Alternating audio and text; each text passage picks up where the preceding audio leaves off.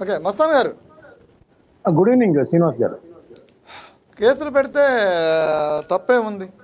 అంటే మనం చేసిన వ్యాఖ్యల మీద కేసులు పెట్టకూడదని రూల్ ఏముందా? అంటే మనకి భావస్వేచ్ఛ, స్వతంత్రం, భావస్వేచ్ఛ, పత్రికా స్వేచ్ఛ ఉంది కదా అని చెప్పని ఎవరిని పడితే వాళ్ళని చిత్రీకరించకూడదు. ఎలా పడితే అలా చిత్రీకరించడం, ఎలా పడితే అలాగా దుర్భాషలు ఆడడానికి లేదు కదా. దానికి భావస్వేచ్ఛ లేదు కదా. భావస్వేచ్ఛ ఏముంది? సమాజంలో ప్రశ్నించడానికి ఉంది, సమాజంలో సమస్యను చెప్పడానికి ఉంది తప్ప ఎవరిని పడితే వాళ్ళని బూతులు తిట్టడానికి లేదు కదా. ఎవరిని పడితే వాళ్ళని ఇలా పడితే అలా చిత్రీకరించడానికి లేదు కదా. ఆరోపణలు చేస్తాం, అది వేరే విషయం. కానీ ఆత్మాభిమానాలని దెబ్బతీసేలాగా మాట్లాడడానికి లేదు కదా. ఏమంటారు? ఓవరాల్గా మీకు అరెస్ట్ తర్వాత ఎపిసోడ్ నాటికి వైసీపీ నేతలు చేస్తున్నటువంటి కామెంట్స్ ఏదో ఏమనిపిస్తుంది అంటే, అరెస్టు తర్వాత వైసీపీ నేతలు వన్ బై వన్ మాట్లాడుతూ ఉన్నారు, ఒక్కొక్కరుగా మాట్లాడుతూ ఉన్నారు. అది సాక్షికి ఆపాదించొద్దు అంటారు, అదేవిధంగా వైఎస్ఆర్సీపీ పార్టీ కూడా ఆపాదించొద్దు అంటారు. మరి దాన్ని ఎవరికి ఆపాదించాలి? మరి ఎవరికి ఆపాదించొద్దు అన్నప్పుడు కొమ్మినేని శ్రీనివాస్ అరెస్ట్ విషయం వీళ్ళు ఎందుకు మాట్లాడుతున్నారు? శ్రీనివాస్ గారు, గుడ్ ఈవినింగ్. ఏపీ 23 వీక్షకులకు, గౌతమ్ గారికి, శరత్ గారా ఉంది, శరత్ గారేనా? రాఘవేంద్ర గారు ఉన్నారు.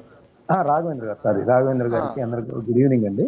ఇప్పుడు భావ ప్రకటన స్వేచ్ఛ అనేది ఏంటంటే, మనకి వెంట భావ ప్రకటన స్వేచ్ఛ ఎదుటి వాళ్ళకి కూడా అంతే భావ ప్రకటన స్వేచ్ఛ. సో ఎదుటి వాళ్ళ స్వేచ్ఛని హరించకుండా, వాళ్ళ హక్కులకు భంగం కలగకుండా మాట్లాడటమే రాజ్యాంగం భావ ప్రకటన స్వేచ్ఛ కల్పించింది. దానిలో ఎటువంటి ఇది లేదు. ఇక్కడ ఏమైంది, మహిళలకు సంబంధించిన వాళ్ళ ఆత్మగౌరవం దెబ్బతినే విధంగా వ్యాఖ్యానించారు అనే దాని మీద సమస్య మూలం అంతా వచ్చింది. నేను ఒకటి వివరిస్తాను. యాక్చువల్గా ఏంటంటే, నేషనల్ ఎయిడ్స్ కంట్రోల్ ఆర్గనైజేషన్ నాకో అని ఉంటుంది. అది 2 సంవత్సరాలకు ఒకసారి ఒక programmatic mapping and population size estimation of high risk groups అని ఒక సర్వే నిర్వహిస్తుంది. దాని సర్వే సారాంశం ఏంటంటే, ఏ రాష్ట్రాల్లో ఎయిడ్స్ విస్తరణకు అనుగుణంగా ఉండే హాట్స్పాట్స్ ఉన్నాయి, ఆ విలేజెస్కి దగ్గరలో అవి ఉన్నాయి. రెండోది, ఫిమేల్ సెక్స్ వర్కర్స్ ఎంతమంది ఉన్నారు, మేల్ సెక్స్ వర్కర్స్ ఎంతమంది ఉన్నారు, ట్రాన్స్జెండర్స్ ఎంతమంది ఉన్నారు, వీళ్ళ ద్వారా ఎయిడ్స్ ఎంత మేరకు విస్తరిస్తుంది, వాళ్ళని విస్తరించకుండా చేయాలంటే తీసుకోవాల్సిన చర్యలు ఏంటి, ఆ ఎయిడ్స్ వ్యాధిగ్రస్తులకి ఇవ్వాల్సిన పౌష్టికాహారం ఏంటి, వాళ్ళని చైతన్యం తేవటం ఏంటి, వాళ్ళకి ఉపాధి కల్పించడమా లేదా పెన్షన్లు ఇవ్వటమా, వీటికి సంబంధించి మొత్తంగా కూడా ఏం జరుగుతుంది దేశం మొత్తం మీద అనేది ఆ యొక్క నాకో ఈ programmatic mapping and population size సర్వేకి సంబంధించిన విషయాలు.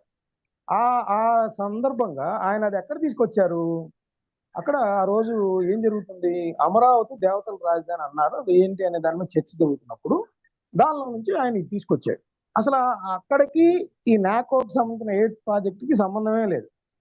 ఇంకో విషయం ఏంటంటే, అది ఆ సర్వే ఇచ్చిన తర్వాత జూన్ 2వ తారీఖు టైమ్స్ ఆఫ్ ఇండియాలోను, కొద్దిగా అటు ఇటుగా హిందుస్థాన్ టైమ్స్ లో కూడా వచ్చింది. ఆయన అదే ఉటంకించారు, ఎవరు, కృష్ణరాజు గారు.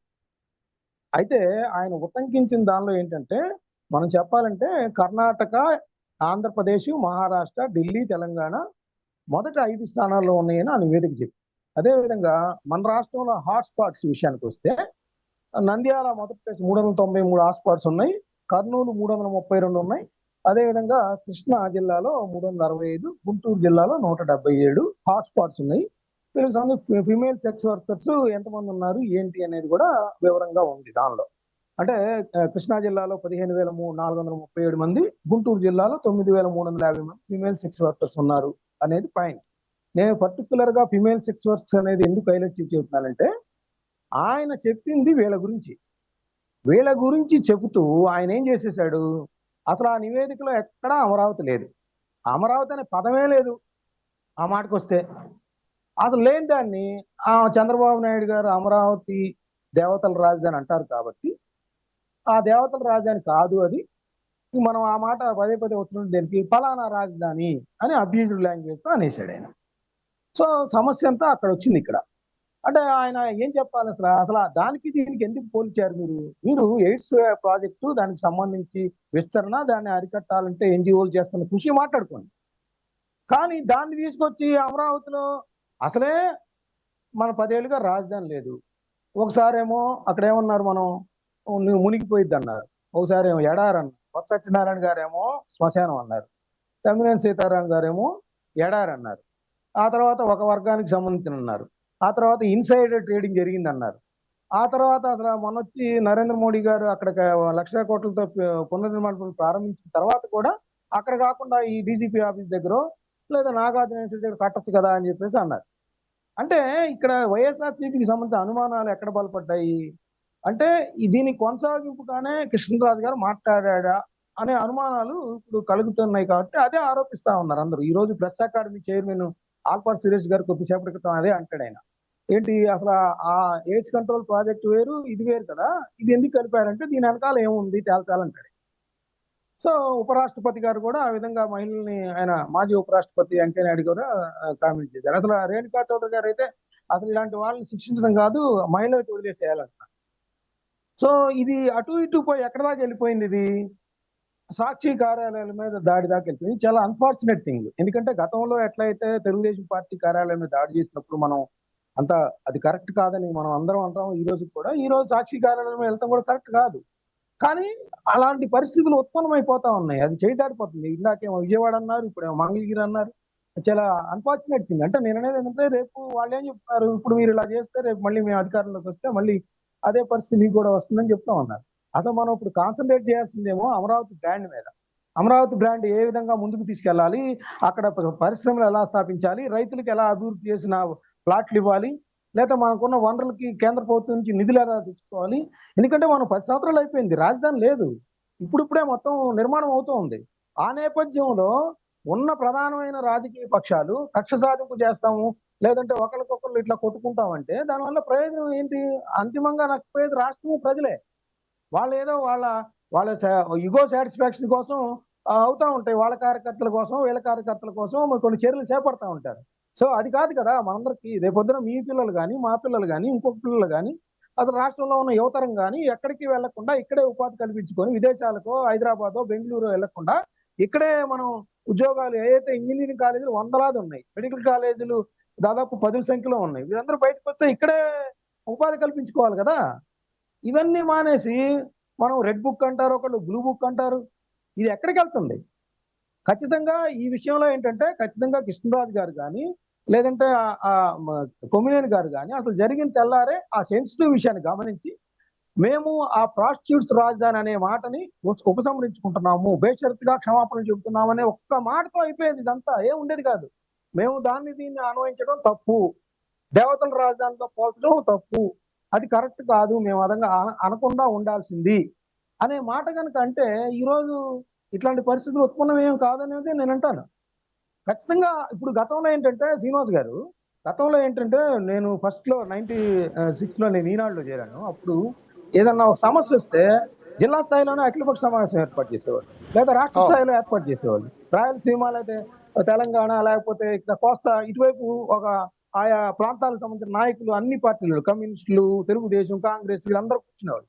ఈ రోజు ఏం లేదు, ఈ పార్టీ ఆ పార్టీ రెండో ఉంటాయి. అది కాదంటే ఇది ఎప్పుడు మేధావులు లేరు, ఎవరు మంచి చెప్పేవాళ్ళు లేరు, ఏం లేదు. అయితే నేనేమంటానంటే ఖచ్చితంగా వాళ్ళు ఇగోలికి పోకుండా ఇప్పటికైనా ముందుకు వచ్చి మేము ఆ 2 పదాలని పోల్చడం తప్పు, వాళ్ళందరూ అర్థయ్యారు, మేము అన్కండిషనల్ గా క్షమాపణలు చెప్తున్నాము, దీన్ని ఇంతటితో ముగిద్దాం అనే విధంగా చెప్పగలిగితే. ఎందుకంటే మహిళలు కూడా ఆ రోజు ఫస్ట్ రోజు అదే కోరుకున్నారు, మహిళా రైతులు కూడా వాళ్ళు అడిగింది క్షమాపణ చెప్పండి అని. ఎస్, క్షమాపణలు చెప్పండి అన్నారు, అంతే, చెప్పేస్తే అయిపోయేది.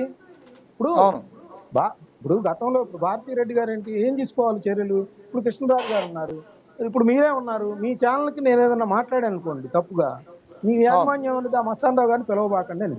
అదే విధంగా కృష్ణరాజు గారిని పిలవబాకనో లేకపోతే కొమ్మినేని గారు అలా ఎందుకు కండక్ట్ చేశారని ఆయనకి ఏదో నోటీస్ ఇవ్వటమనో ఏదో యాక్షన్ తీసుకుంటే ఖచ్చితంగా మహిళా రైతులు సంతోషించేవాళ్ళు. ఏమీ లేదనుకుండా వాళ్ళని వెనకేసుకు రావటం వల్ల ఈ రోజు ఈ పరిస్థితులు ఉత్పన్నం అవుతున్నాయి. ఇట్లాంటి పరిస్థితులు రావడం చాలా దురదృష్టకరం అనేది నేను అంటాను రాష్ట్రానికి సంబంధించి. Right, okay. హలో, నాకు వినపడుతుంది. అంటే అట్లా కాదు, మధ్యలో నాకు ఆ, వేరే ఆడియో వస్తే ఆల్రెడీ చెప్పింది ఏమని, వైఎస్ఆర్సీపీ రిలీజ్ అలా కాకుండా ప్రాపర్ వేలో. ఇప్పుడు జగన్మోహన్ రెడ్డి గారు ఉన్నారు, ఆయన ఒక సందేశం బలంగా ఇవ్వాలంటే వాళ్ళ నాయకుల్ని పరామర్శిస్తానికో, లేకపోతే నన్ను తెనాలి వెళ్ళినప్పుడు రౌడీ షీట్ల కుటుంబాలకి పరామర్శిస్తానికో వెళ్ళినట్టు ఆయనే అదే ఏదైతే ఆ రిలీజ్ చేసిన ప్రకటన ఉందో అదే ఆయన రిలీజ్ చేస్తే పోయేది, పార్టీ కార్యాలయం ఇచ్చినట్టు కాకుండా. అదేవిధంగా సాక్షి యాజమాన్యం కూడా ఇట్లా మహిళలందరూ అట్టయ్యారు, ఇది సున్నితమైన సమస్య అని తెలుసుకున్నప్పుడు సాక్షి యాజమాన్యం తరఫున కూడా ఇదిగో పలానా కామెంట్ చేసిన వాళ్ళ మీద యాక్షన్ తీసుకున్నామనో, లేదా కృష్ణరాజు గారికి సంబంధించిన డిబేట్స్ ఆయన పిలవమనో ఏదో అట్లాంటి యాక్షనే కోరుకుంటున్నారు ఇప్పుడు మహిళలందరూ కూడా. అలా చేసినప్పుడు కొంత వాళ్ళు శాంతించే అవకాశం ఉంది. ఇప్పుడు ఇదైతే ఇట్లానే కోర్టు కేసులు ఇట్లా మాట్లాడటాలు ఇవన్నీ దీని ఇంపాక్ట్ ఫర్దర్ గా అన్నిటి మీద పడే అవకాశాలు ఉంటాయి. సో వాళ్ళు గ్రహించాల్సింది ఏంటంటే దీనిలో భేషజాలకు పోకుండా ఇలా మహిళలందరూ కూడా హర్ట్ అయ్యారు. ఒక ప్రాంతం మొత్తాన్ని కూడా లక్షలాది మంది కుటుంబాల్లో ఉన్న మహిళలందరూ కూడా ఇప్పుడు రాఘవేంద్ర గారు ఏదైతే చెప్పారో అదే విధమైన ఫీల్ అయ్యే అవకాశాలు ఉంటాయి. బ్రాండ్ ఇమేజ్ ని కూడా దెబ్బకొట్టే అంశంగా కూడా నేనే కాదు, తెలకపల్లి రవి గారు, ప్రొఫెసర్ నాగేశ్వర గారు, మన ఉపరాష్ట్రపతి మాజీ వెంకయ్య నాయుడు గారు రైట్.